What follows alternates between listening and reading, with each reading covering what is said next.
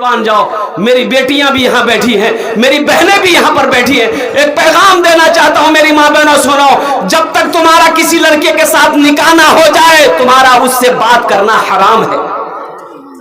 यहाँ तो मंगनी होती है, बस हेलो हेलो शुरू। बोलो बात सही गलत है, बोलो।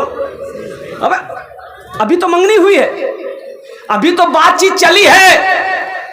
मेरी बहनों, मेरे नौजवानों, अभी तुम्हारा वो लड़का शौहर नहीं है, वो गैर महरम है, उससे बात करना हराम है, गुनाह होगा। हाँ, शौहर निकाह अगर हो जाए फिर बात करो, वो तुम्हारा शौहर है, उसकी तुम बीवी हो, इजाजत ही इजाजत है, खुला इजाजत है। 1 घंटा क्या तुम 10 घंटा बात करो कि 24 घंटा बात करो, कोई दिक्कत नहीं है, बल्कि अच्छी बात करोगे तो अल्लाह सवाब भी अता फरमाएगा। सुभान अल्लाह बोले तो माशा। ये हराम है, गैर महरम लड़की से बात करना नौजवानों के लिए हराम है। और कोई लड़की अगर ऐसी हरकत करती है तो उसके लिए भी हराम है, अल्लाह नाराज हो जाएगा। इंशाअल्लाह अमल करेंगे, इंशाअल्लाह अमल करेंगे। अच्छा देखिए, हर लड़का को खूबसूरत ही लड़की चाहिए भाई, सिर्फ खूबसूरती ना देखो। वही मैंने कहा ना, 4 बात अल्लाह के नबी ने इरशाद फरमाया कि कोई हुस्न व जमाल को देखता है, खूबसूरती को देखता है। तो सिर्फ खूबसूरती पे ना जाओ, सीरत भी देखो ना, सीरत भी देखो। एक लड़का ऐसी लड़की को छांटता था, नहीं करूं, फोटो दिखाता था, यार बोले यार नाक लंबा छे, नहीं करूं, हटा। बेटा बोले कर आँख टेढ़ा छे, नहीं करूं, हटा। यार बोले चलो हो नहीं, पाँ यार लगे जा, हटा। यार बोले नहीं कारो छे, नहीं करूं, हटा। खाली छांटता था, किसी को पसंद नहीं करता था। छांटते छांटते इसकी उम्र 40 साल हो गई, बिहा नहीं हुआ। इसका बोह नहीं बोला, जीजाजी बोला अगर तोर बिहा नहीं है तो। बोले क्या? बोले ती बूढ़ा है गेलो, 40 साल उम्र है गेल को, और कोई लड़की तो पसंद नहीं करतो। बोले नहीं भैया, मोर से भूल है ये, तुमरा देख जे देखो नहीं मी करे लूम, और लड़की में नहीं देखो। इसका बोह ने बोला ठीक है दिखाते हैं हम तुम। ये काली लड़की से इसकी बात करा दिया, बात चल गई, बारात गई, और वो निकाह करके बीवी को ले आया। बीवी को नहीं देखा था लड़का। रात में बीवी के कमरे में गया, वो घूंघट उठा के सलाम किया, अस्सलाम वालेकुम। ये लड़का वहीं बेहोश हो गया। ये लड़की समझी कोई बीमारी है का इसको भाई, तो पानी का गिलास था वहीं पर उठा के छीटा मारी कि क्या बेहोश हो थी। मी तोर से कुछ पूछवा चाहे नो, ती बेहोश है गेलो, आँख खोल, आँख खोल। तो लड़का आँख खोला, बोला जल्दी पूछ, नहीं तो फिर मैं बेहोश हो जाऊँ। तो लड़की बोली कि हम यहाँ नई आए हैं, आप हमको बता दीजिए किससे पर्दा करना है, किससे पर्दा नहीं करना है। तो लड़का बोला कि देखो तुम किसी से पर्दा करो या ना करो, लेकिन हमसे जरूर पर्दा करना। फिर बेहोश हो गया। हाँ, मेरे नौजवानों, किसी की बेटी को जब बीवी बनाओ उसको इज्जत दो। बीवी से मोहब्बत करना नबी की सुन्नत है। और कुर्बान जाओ, बीवी अगर रूठ जाए तो उसे मनाना ये भी नबी की सुन्नत है। देखो बीवी का रूठना अम्मा आयशा की सुन्नत है। अम्मा आयशा सिद्दीक़ा रज़ी अल्लाह ताला अन्हा भी कभी कभी रूठ जाया करती थी, तो अल्लाह के रसूल से मनाया करते थे। आटा लेकर बैठी अम्मा आयशा गोंदने के लिए, रोटी बनाने के लिए, उम्र कम थी, छोटी उम्र थी। आटा लेकर बैठी ना तो रो रही है, तो अल्लाह के रसूल दाखिल हुए, आयशा क्या बात है, रो क्यों रही है, क्या बात है? कहा कि या रसूलल्लाह मुझे आटा गूंदना नहीं आता। तो अल्लाह के रसूल ने इरशाद फरमाया, इसमें रोने की क्या बात है, लाओ आटा मैं गूंद कर देता हूँ। सुभान अल्लाह, बोले तो माशाअल्लाह। नौजवानों, बीवी को लुकमा उठाकर खिलाना ये भी नबी की सुन्नत है, इसमें भी सवाब है। यहाँ तो आलम यह है, अगर शौहर अगर बीवी को खाना खिलाए तो उसकी सास देख लेगी, बोलेगी लगो मोर बेटा कुछ दिमागे घुमा दी है, यहाँ कब्जा कर लिए। कुयाकान का ये चाबी, ये ताबीज नहीं है, ये बधुए यहाँ मोर बेटा कब्जा कर लिए। मोर बेटा खुद अपना हाथ से बहू खिला। नबी की सुन्नत है। अल्लाह के रसूल इरशाद फरमाते हैं, जो मेरी एक मुर्दा सुन्नत को जिंदा करेगा, अल्लाह उसे 100 शहीदों का सवाब अता फरमाएगा। जो एक मुर्दा सुन्नत को जिंदा करेगा अल्लाह उसे 100 शहीदों का सवाब अता फरमाएगा। तो मेरे नौजवानों, तुम्हें ये शेर सुना रहा था, घर में जरूर लाइए बेटी गरीब की, लेकिन किसी गरीब से सौदा न कीजिए, रहिए किसी भी हाल में चर्चा न कीजिए।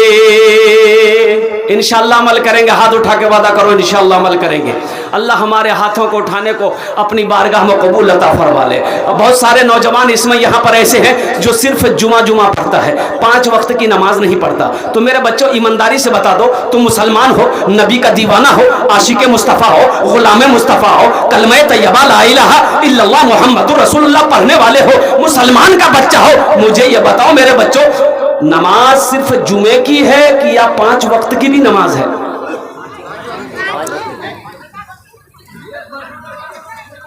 और एक बात याद रखना, जो नमाज ना पढ़े, इमाम शाफई रहमतुल्लाह अलैह फरमाते हैं कि जो बेनमाजी हो, उनके मसलक में है, वो फरमाते हैं कि जो बेनमाजी अगर मर जाए तो मुसलमानों के कब्रिस्तान में उनको दफन नहीं करना चाहिए। ये तो इमाम आजम रहमतुल्लाह अलैह, जिस इमाम को हम लोग मानते हैं, कुर्बान जाइए, उन पर कुर्बान जाइए। तो मेरे बच्चों, ये सिर्फ जुमे की नमाज पढ़ते हो, हश्र के मैदान में सबसे पहले पूछ नमाज की हो। किसकी पूछ होगी भाई? किसकी पूछ होगी? बोलो ना।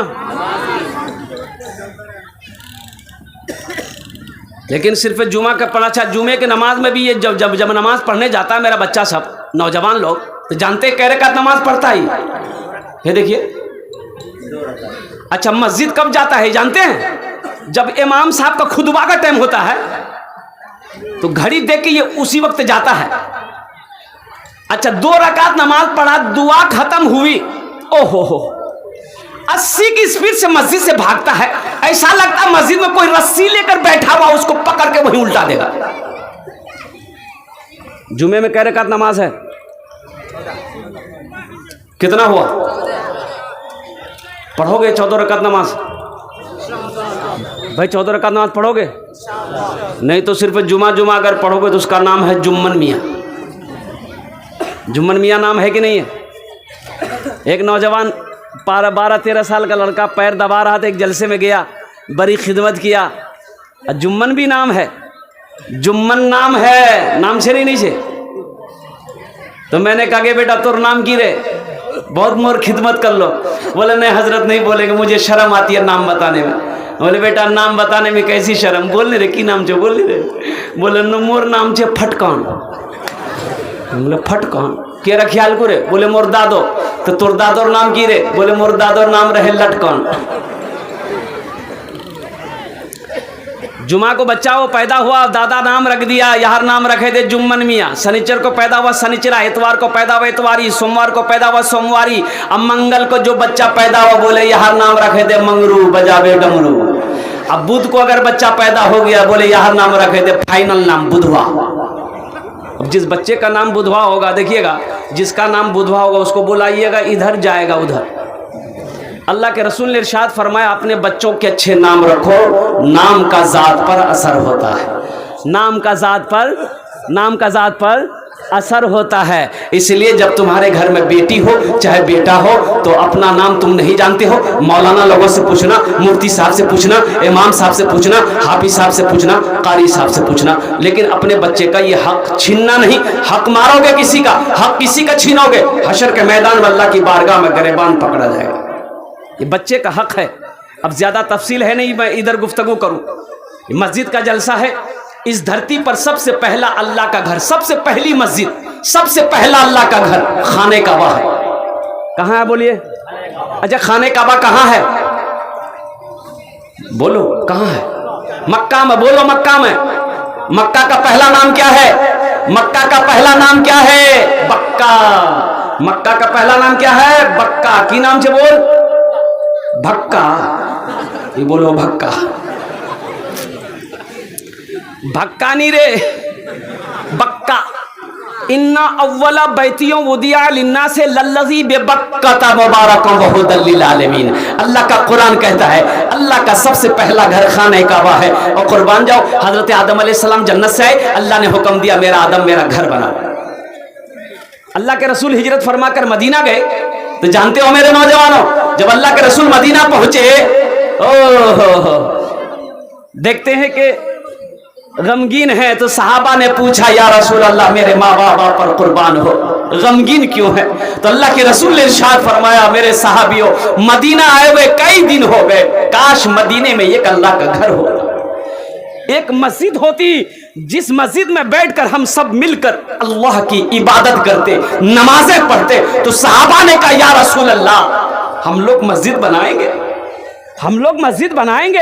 एक खाली जमीन थी, 2 बच्चे के यतीम बच्चों की जमीन थी, बाप नहीं था, बाप इंतकाल कर गया था, उसका चचा था। बोला कि चचा को भी बुलाओ बच्चों को भी बुलाओ। जो दोनों यतीम बच्चे आए, चचा भी आए, तो अल्लाह के रसूल ने इरशाद फरमाया ये जमीन तुम्हारी? कहा कि या रसूलल्लाह मेरी है। कहा कि बेचोगे? कहा कि आप क्या करेंगे? तो अल्लाह के रसूल ने इरशाद फरमाया तुम इस जमीन को बेचोगे, हम इस जमीन पर अल्लाह का घर बनाएंगे। सुभान अल्लाह, बोला दबाश।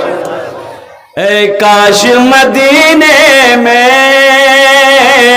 एक अपना भी घर होता, काश मदीने में एक अपना भी घर होता, सरकार के कदमों में हर लम्हा बसर होता, सरकार के कदमों में हर लम्हा बसर होता।